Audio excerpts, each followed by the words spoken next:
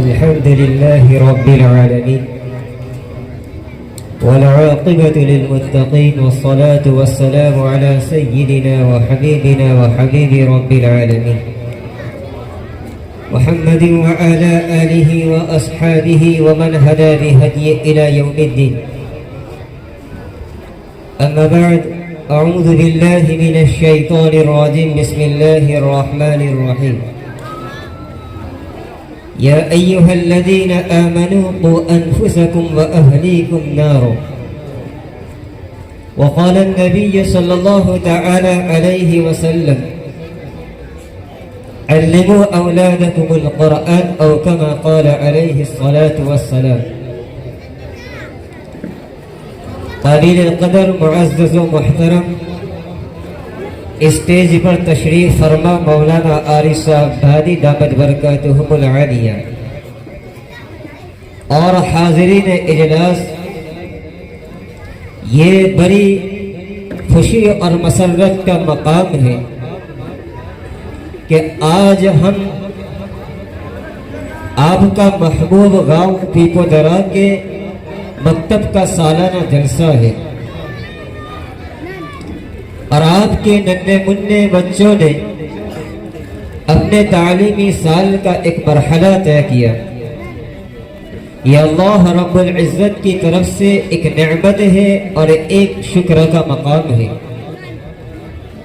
قرآن کریم کے اندر اللہ رب العزت نے ارشاد فرمایا: یا ایھا الذین آمنوا قوا انفسکم واہلیکم نارا.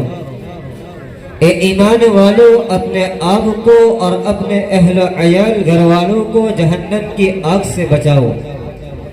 روایت میں آتا ہے کہ جب یہ آیت کریمہ یا ایھا الذین آمنوا قوا انفسکم واہلیکم نارا نازل ہوئی تو سیدنا حضرت عمر فاروق رضی اللہ تعالی عنہ نے نبی اکرم صلی اللہ علیہ وسلم سے عرض کیا: اللہ کے نبی، اپنے آپ کو جہنم کی آگ سے بچائی. یہ بات تو ہماری سمجھ میں آ گئی کہ ہم گناہوں سے بچے اور اللہ کے احکام و فرائض کی پابندی کریں، مگر اہل و عیال گھر والوں کو کس طرح جہنم کی آگ سے بچائے؟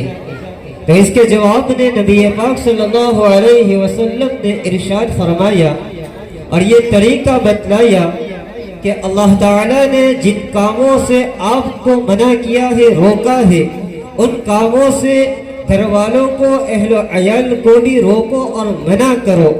اور جن کاموں کے کرنے کا حکم اللہ نے آپ کو دیا ہے، ان کاموں کے کرنے کا حکم گھر والوں کو، اہل و عیال کو بھی کرو. تو یہ عمل ان کو جہنم کی آگ سے بچا سکے گا. اسی لیے میرے بھائیوں، ہر شخص پر یہ فرض ہے کہ ہم اپنی بیوی اور اپنی اولاد کو فرائض شرعیہ، حلال و حرام، جائز و ناجائز کے احکام کی تعلیم دیں اور اس پر عمل کرانے کی کوشش کریں. کیوں؟ اس لیے کہ بعض بزرگوں نے فرمایا ہے کہ قیامت کے دن سب سے زیادہ عذاب میں وہ شخص مبتلا ہوگا جن کے اہل و عیال گھر والے دین سے ناواقف ہو، غافل اور جاہل ہو. علامہ قرطبی رحمہ اللہ فرماتے ہیں: وَعَلَيْنَا تَعْلِيمُ أَوْلَادِنَا وَأَهْلِينَا الدِّينِ وَالْخَيْرِ وَمَا لَا يُسْتَغْنَى عَنْهُ مِنَ الْأَدَبِ. فرمایا ہم پر فرض ہے کہ ہم اپنے اولاد کو اور اہل خانہ کو دین کی تعلیم دے اور ان کو اچھی باتیں سکھائے اور وہ ادب و ہنر جن کے بغیر چارہ نہیں، اس ادب و ہنر کو سکھاوے. اسی طرح نبی پاک صلی اللہ علیہ وسلم نے ارشاد فرمایا ہے کہ سب سے بہترین باپ وہ ہے جو اپنے اولاد کو حسن ادب کا تحفہ اور ہدیہ اور گفٹ دیتا ہے. سب سے بہترین باپ وہ ہے کہ جو اولاد کو حسن ادب کا تحفہ اور گفٹ دے. اسی لیے ہر صاحب اولاد کے لیے ضروری ہے کہ اپنی اولاد کو دین کی تعلیم اور عملی تربیت بچپن ہی سے شروع کرنے کی فکر کرے. بچپن میں جو سبق دیا جاتا ہے وہ سبق آخری عمر تک یاد رہتا ہے. جس کام کی عادت بچپن میں پڑ جاتی ہے وہ عادت باقی عمر میں بھی رہتی ہے. اس لیے آپ نے دیکھا ہوگا کہ جو ماں باپ اپنی اولاد کو بچپن میں اللہ رب العزت کی اطاعت و فرما برداری، رسول اللہ صلی اللہ علیہ وسلم کی سنتوں اور طریقوں کی طرف راغب نہیں کرتے، انہیں اطاعت خداوندی اور اطاعت رسول کا شوق نہیں دلاتے، تو ان کی اولاد عام طور پر راہ حق سے بھٹک جایا کرتی ہے. ہدایت کے راستے پر چلنے کے بجائے وہ گمراہی کے راستے پر چل پڑتی ہے. اسی لیے نبی پاک صلی اللہ علیہ وسلم نے اپنی امت کو حکم دیا، مروا اولادکم بالصلاۃ وهم ابناء 7 سنین، کہ جب تمہارے بچے 7 سال کے ہو جائے تو انہیں نماز پڑھنے کی تعلیم دو، نماز پڑھنے کا حکم کرو. وَضْرِبُوهُمْ علینا وهم ابناء 10 سنین، اور جب وہ اولاد 10 سال کی ہو جائے نماز نہ پڑھے تو ان کو مار کر نماز پڑھاؤ. وَفَرِّقُوا بَيْنَهُمْ فِي الْمَضَاجِعِ، اور اسی عمر میں ان کا بستر بھی الگ کر دو. تو میرے بھائیوں، فرمان خداوندی اور ارشادات نبوی صلی اللہ علیہ وسلم پر عمل کرتے ہوئے ہم اپنی اولاد کی دینی تعلیم و تربیت کی صحیح معنوں میں فکر کریں. اور ہر زمانے کے اندر اولاد کی تعلیم و تربیت کی بڑی اہمیت رہی ہے، لیکن موجودہ زمانے کے اندر اس کی اہمیت اور بڑھ جاتی ہے. کیوں کہ ہر آئے دن اہل ایمان ایک مومن بندے کے ایمان پر داغا ڈالا جاتا ہے، اور کوشش یہ رہتی ہے کہ یہ کس طرح ایمان سے ہاتھ دھو بیٹھے. اور خاص طور پر ہماری یہ معصوم سے بچے، ننھے منھے بچے کے عقائد و ایمان پر ایسی محنت ہو رہی ہے کہ کس طرح ان بچوں کا ایمان سلب ہو جائے. بعض ایسے مقامات ہیں، مختلف جگہوں پر ہمارا بچہ دنیاوی تعلیم ایجوکیشن کی غرض سے جاتا ہے، وہاں پر کفریہ کلمات کہلوا کر اور شرکیہ تعلیمات دے کر ہمارے بچوں کے عقائد و ایمان پر ایسے شک و شبہات پیدا کر دیتے ہیں کہ یہ ہمارا معصوم سا بچہ اپنی کم عقلی، کم علمی اور کم فہمی اور کم عمری کی وجہ سے صحیح اور غلط کا فیصلہ نہیں لے پاتا. تو اسی وجہ سے موجودہ زمانے کے اندر اولاد و تربیت و اولاد کی تعلیم و تربیت کی بڑی اہمیت اور ضرورت رہی ہے. اور یاد رکھنا، ہمارے معصوم بچے کا ایمان کی سلامتی، حفاظت کا اور بقا کا اگر کوئی مستحکم مضبوط ہتھیار اور سہارا ہے تو یہی مکتب ہے. بچوں کے ایمان کی حفاظتی سلامتی کا اگر کوئی مضبوط ہتھیار ہے تو یہ مکتب ہے. مکتب میں پڑھنے کے بعد بچہ دنیا کے کسی بھی کونے میں جاتا ہے اور وہاں پر اس کے اوپر باطل ایسی محنت ہوتی ہے اور اس کا ایمان سلب کرنے کی کوشش کی جاتی ہے، ایمان چھیننے کی کوشش کی جاتی ہے. لیکن یہ بچہ مکتب میں پڑھنے کے بعد اپنے ایمان کا سودا نہیں کرتا. آخری بات، میں نے اپنے ان گنہگار کانوں سے سنا کہ مکتب سے بچوں کا ایمان کیسے محفوظ رہتا ہے. حضرت مولانا خلیل الرحمن سجاد نعمانی صاحب کی زبانی سے یہ بات میں نے سنی تھی کہ کچھ عرصے پہلے کچھ بج کے علاقے میں ایک زبردست بھوکمپ اور زلزلہ آیا تھا، جہاں کئی لوگوں کا مالی اور ذاتی نقصان ہوا تھا. لوگ ریلیف اور امداد کے لیے پہنچے تھے. حضرت مولانا خلیل الرحمن سجاد نعمانی فرماتے ہیں کہ میں بھی وہاں مدد کے لیے پہنچا تھا.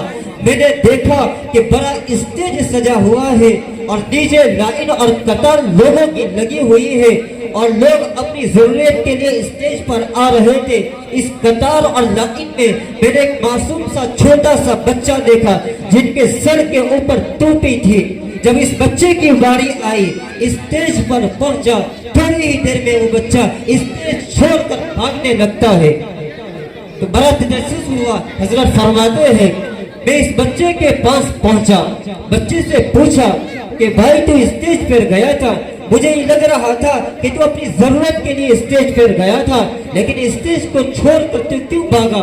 تو وہ بچہ کہتا ہے کہ میں اپنی ضرورت کے لیے ہی گیا تھا, مجھے پتا چلا کہ یہاں لوگوں کی مدد ہو رہی ہے لیکن اسٹیج پر جیسے گیا تو ایک آفیسر آیا تھا اور میرے کان میں مجھے کفریہ کلمات کہلوائے, شرکیہ کلمات میرے کان کے اندر اس افیسر نے کفریہ کلمات کہلوائے اور یوں کہا کہ بیٹا تیرے پاس جو ایمان ہے اس کو چھوڑ دے, تجھے مکان دیں گے, تجھے پیسے دیں گے, تجھے روپیے دیں گے, دنیاوی ضرورت کی ہر چیز تجھے دیں گے لیکن تیرے پاس جو ایمان ہے اس کو چھوڑ دے اور ہم جو کہہ رہے ہیں وہ کلمات بول لیں.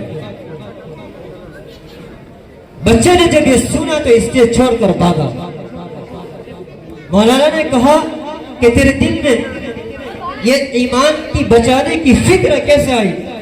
تُو نے ایمان کا سودا کیوں نہیں کیا؟ دنیاوی چیزیں تو تجھے مل جاتی تھی.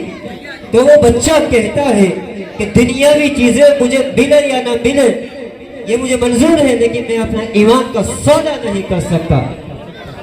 مولانا نے پوچھا کہ ایمان کا سودا تو نے کیوں نہیں کیا؟ تو وہ بچہ کہتا ہے کہ میرے محلے کے اندر ایک مکان کے اندر ایک مکتب چلتا تھا. میری والدہ میری ماں روزانہ انگلی پکڑ کر اس مکتب کے اندر مولانا کے پاس بھیجا کرتی تھی. مولانا روزانہ ہمیں قرآن کی تعلیم دیتے تھے, دیگر دعائیں وغیرہ سکھاتے تھے اور چھٹی سے پہلے مولانا روزانہ ایک جملہ کہتے تھے کہ بیٹا کچھ بھی ہو جائے ایمان کا سودا نہ کرنا, بیٹا کچھ بھی ہو جائے ایمان کا سودا نہ کرنا. بچہ کہتا ہے اسی وقت سے میں نے یہ محسوس کر لیا تھا کہ یہ ایمان کوئی معمولی چیز نہیں ہے, ایمان بڑی چیز ہوا کرتی ہے.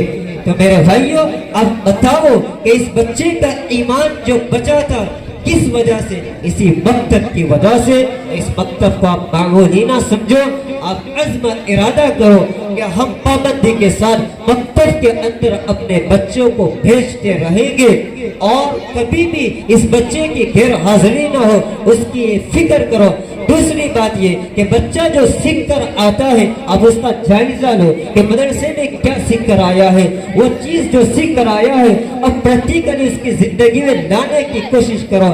علم کے ساتھ ساتھ پریکٹیکلی اس کی زندگی میں وہ چیز آئے گی تو صحیح معنوں میں اس کی تربیت بھی ہوگی. اللہ تعالیٰ سے دعا ہے کہ اس مکتب کو اللہ تعالیٰ مزید ترقیات سے نوازے اور اس بستی کے اندر اللہ تعالیٰ اپنے خصوصی رحمت نازل فرمائے. اللہ تعالیٰ ہمارے بچوں کی صحیح دینی تعلیم اور تربیت کی ہمیں فکر کرنے کی توفیق عطا فرمائے. وآخر دعوانا الحمد للہ رب العالمین.